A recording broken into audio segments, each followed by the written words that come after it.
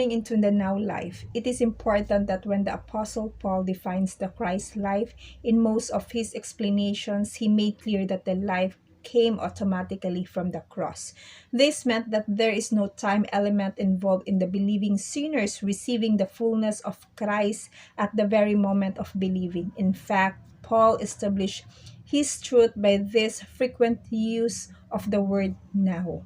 He uses the word now to show that the grace of God is constantly operating and never prolongs what it is that the believing sinners wants. Some important verses showing this. First, the Christ life is identified in the now by Galatians chapter 2 verse 20. The strategic line in this verse is, "The life I now live in the flesh, I live by the faith of the Son of God." Instantly, when the sinner is saved along with Christ coming into his spirit, Christ comes with all of his virtues, even his faith. Too often, believing sinners fear the future, wondering how they can live for God.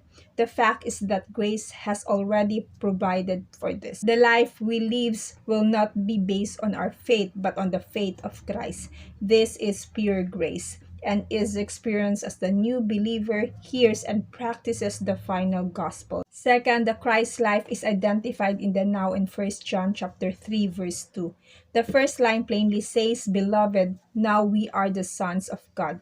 We have heard messages talking about what the believer can become if he goes right, if he pay tithes, if he prays and reads his Bible. This is the gonna be religion. In grace, the whole bucket of grace is poured out upon the believing sinner the moment he believes. Religion is always trying to get the believer to do something religious to become a good Christian. Grace says, now you are the Son of God, not going to be, but right now. When you are rebirthed, you are instantaneously birthed a son or daughter of God. Man-made religion says you cannot be a manifested son until someone spiritual says you are. That is a lie.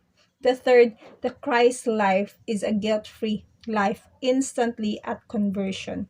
And Romans chapter 8 verse 1 tells it emphatically, there is now no condemnation or guilt to those that are in Christ Jesus. We have seen believers overwhelmed by their past guilty acts, and I am one of those.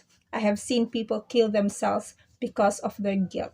Calvary took care of anything and everything that has to do with a believing sinner's past life. Sadly, it is often religion that keeps the believer from this now. To God, a believer is totally free of his past, and the final gospel makes this clear. Living in the now makes it possible that every day and all days in the future are controlled by the now. Christ is now in the believer, and nothing today or tomorrow can destroy that. He said, I'll never leave you nor forsake you because He lives in us. To God be the glory. God bless you.